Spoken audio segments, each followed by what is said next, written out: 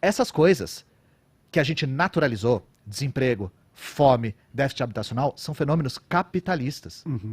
E isso é uma das grandes inovações do Marx. O que ele observou é que nós tínhamos capacidade produtiva de sobra para sanar as necessidades materiais de toda a humanidade. O que estava atravancando isso era o modo de produção capitalista. E aí ele propõe um novo modo de produção. Na verdade, vai ter gente que vai pegar no meu pé porque ele não propõe, né? Mas eu tô só resumindo a questão aqui. Nós, comunistas, almejamos um novo modo de produção que consiga usufruir de toda a nossa capacidade produtiva. Não vou acreditar o Marx, porque toda vez que eu falo de Marx, gente, vai ter um marxólogo que vai aparecer e falar, não, mas nas cartas que Marx mandou em 1862... Essa galera deve ser... Desculpa, mas vocês devem ser igual a galera do Tolkien, tá ligado? Não, mas porque o alfabeto que o Tolkien criou, essa porque no letra... Silmarillion ele não fala isso, sabe? Deve ser tipo não, isso. Tem muito marxólogo que é muito encastelado, sabe? E fala, tipo, não, porque no original em alemão a palavra não significa isso. Eu fico, tipo, nossa, super acessível pra classe trabalhadora. Será que rola dentro da Terra-média o tal do realismo élfico? Realismo élfico. Eles não conseguem conceber a ideia de existir um elfo negro. Tem uma referência ao realismo capitalista nos Simpsons, eu não sei se vocês já viram. Eles estão no feudalismo, sabe? Aí o Homer chega assim, é o melhor sistema que a gente tem, você tá querendo romper com o feudalismo. Eles estão, tipo, na servidão, sabe? E aí eu achei sensacional, porque é justamente o que o Mark Fisher fala no realismo capitalista, só que o realismo feudalista, sabe? É um sistema muito mais produtivo que o modo de produção escravista. Você tá reclamando, pô? E aí é isso, né? E uma das coisas que é absolutamente observável. Todo mundo sabe que, por exemplo, a fome no Brasil não é falta de comida. Não é. Não é. É falta de dinheiro. Somos um dos maiores exportadores de alimentos do planeta. Exato. Sim. Então é surreal.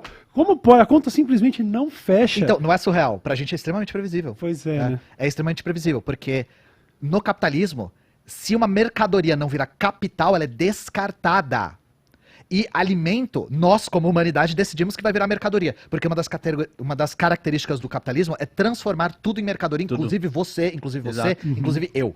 Nós viramos mercadoria. Sim. Quando nós estamos trabalhando, nós estamos vendendo a nossa força de trabalho a preço de mercado. Nossa força de trabalho é calculada através da mesma maneira que se calcula o preço de uma mercadoria. E agora no neoliberalismo, a gente vê o avanço disso em todas as esferas da nossa existência. Uma das características fundamentais do neoliberalismo é transformar em mercado áreas da sociedade que pregressamente não eram mercado. Distribuição de água, saneamento básico, prisões, escolas, saúde. Não é isso que a gente está vendo aqui no Brasil? Sim. E por que o neoliberalismo almeja isso? O Marx já descreveu isso lá no Capital, que as taxas de lucro tendem a diminuir com o tempo. Eu não sei se eu vou entrar no mérito do porquê, porque envolve a teoria do valor do Marx e tal, mas ele descreveu isso e a gente consegue aferir. A gente consegue observar que as taxas de lucro do setor produtivo vão abaixando com o tempo. E aí, porque esse lucro é muito rasteiro, porque o lucro a margem é muito baixa, e precisa de uma capacidade cada vez maior de capital constante, ou seja, de maquinário, a nossa produção hoje em dia precisa de uma quantidade gigantesca de capital constante. Máquinas mais sofisticadas, com mais tecnologia. Aí a burguesia brasileira, por exemplo, almeja privatizar esses setores que não são mercadoria para lucrar, para aumentar a sua margem de lucro. Porque transformando, por exemplo, a educação em uma mercadoria, se cria uma nova área na qual se pode lucrar com margens maiores. Então, aí vocês entendem, gente, o porquê do projeto de privatização da educação brasileira, das universidades? Por que que os partidos de direita lutam com unhas e dentes para privatizar a USP, as federais? Sim, sim. Porque é uma demanda da burguesia brasileira de criar novos mercados, porque é uma maneira de expandir as taxas de lucro, principalmente por conta de um fenômeno que o Marx já tinha descrevido há muito tempo atrás, sabe? Então, a gente vê isso e na era Bolsonaro a gente viu esse avanço galopante, né? Galopante. E é uma questão assim, não dá mais pra gente conciliar. E isso é uma das coisas que fez muita gente se radicalizar nesse meio tempo, né? Porque a gente viu 13 anos de um governo de conciliação de classes. Só que, na verdade, o que a gente chama de conciliação de classes são concessões da burguesia. Porque quem domina de verdade o Brasil é a burguesia. Sim. Inclusive, quando a burguesia se cansou, o que ela fez? Tirou de um. Prendeu o cara, que ia ganhar as eleições, tirou a presidenta, colocou o vampirão, começou um projeto... E assim, caso alguém não esteja ciente... O governo do Temer e do Bolsonaro são idênticos, tá? Os dois são uma continuidade imperceptível se você vê nas políticas públicas, tá? Então, se a gente vê o teto de gastos, que o teto justamente tem um objetivo de criar uma política de austeridade para sucatear o aparato público, para privatizá-lo. Olha isso, cara. Então, imagina, o teto congela, o orçamento do ano seguinte não pode ser maior do que o do ano anterior, isso tende a fazer com que o orçamento fique, na realidade, menor, os investimentos em saúde e educação públicos diminuem, essa educação, essa saúde pública é sucateada, a direita do Felipe Dávila, o NPC lá do Novo que foi Sim. no debate fala, tá vendo? O aparato público é incompetente em gerir, né? E aí se privatiza esse espaço. É o meme da bicicleta, sabe? É, o cara botando, exato. Ai, não funciona o Estado, vou ter que privatizar.